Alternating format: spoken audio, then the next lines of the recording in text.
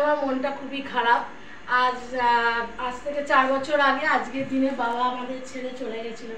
আজ বাবার মৃত্যুবার্ষিকীতে কাজ করতে করতে প্রতি মুহূর্তে বাবার কথা মনে পড়ছে। বাবা তো আমার কাছে থাকতো, তাই সবসময় আমি যখনই কাজ করতাম বাবা পেছন পেছন পেছন পেছন ঘুরতো।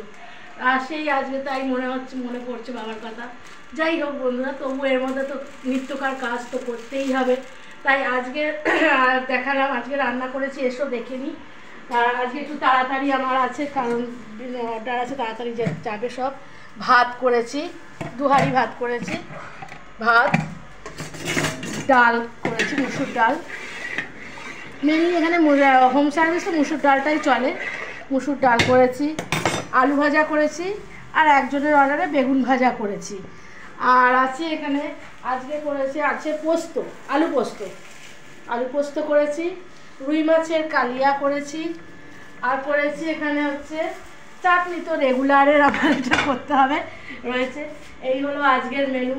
তোমরা দেখো, আমাকে লাইক করো, আমার চ্যানেল সাবস্ক্রাইব করো।